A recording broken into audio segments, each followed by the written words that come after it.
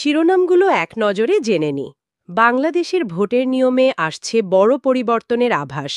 আলোচনায় PR system. ছোট দলগুলো কি এবার সংসদে আরও বেশি সুযোগ পাবে? বর্তমান ভোট পদ্ধতি নাকি অনেকে বলছেন সময় এসেছে নতুন ব্যবস্থার। জনগণের কণ্ঠস্বর আরও জোরালো হবে কি আনুপাতিক হারে ভোটে? নতুন পদ্ধতির ফলে সরকার গঠন হবে সহজ নাকি আরও জটিল? দর্শক, এতক্ষণ শিরোনামগুলো দেখছিলেন। পুরো সময় জুড়ে আপনাদের সাথে থাকব আমি, নবনীতা শৈলী। বাংলাদেশে ভোটের নিয়ম নিয়ে শুরু হয়েছে এক নতুন আলোচনা। আলোচনায় উঠে এসেছে এমন একটি পদ্ধতি যেটাকে বলা হচ্ছে পিআর সিস্টেম কিংবা আনুপাতিক হারে নির্বাচন। এই পদ্ধতিতে যত শতাংশ ভোট পাবে একটি রাজনৈতিক দল, সেই অনুপাতে তারা সংসদে আসন পাবে।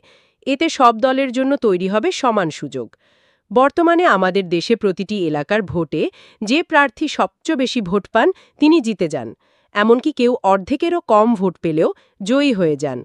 ফলে দেখা যায় অনেক ছোট দল অনেক ভোট পেলেও সংসদে তাদের প্রতিনিধিত্ব হয় না।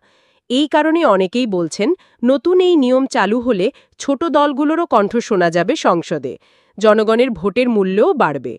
মানুষ বুঝতে পারবে তার দেওয়া ভোটেও দেশের ভবিষ্যৎ গঠনে ভূমিকা আছে। রাজনৈতিক বিশ্লেষকদের মতে এই পদ্ধতি চালু হলে ভোটের প্রতি আস্থা বাড়বে, পাশাপাশি ভোটের হারও বাড়তে পারে। তবে কেউ কেউ আশঙ্কা করছেন এতে অনেক দল মিলে সরকার গঠন করতে হতে পারে, ফলে সিদ্ধান্ত নেওয়ার ক্ষেত্রে ধীরগতি দেখা দিতে পারে। এখন বড় প্রশ্ন হল, বাংলাদেশ কি বর্তমান পদ্ধতি থেকে বের হয়ে আনুপাতিক ভোটের দিকে যাবে? পিআর সিস্টেম কি বাস্তবেই বাস্তবায়ন হবে?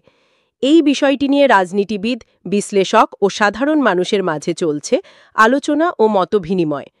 প্রিয় দর্শক, সবার আগে সর্বশেষ নিউজ দেখার জন্য বাংলা24 চ্যানেলটি সাবস্ক্রাইব করতে ভুলবেন না। দেখা হচ্ছে খুব শীঘ্রই নতুন আরেকটি ভিডিওর সাথে। ধন্যবাদ।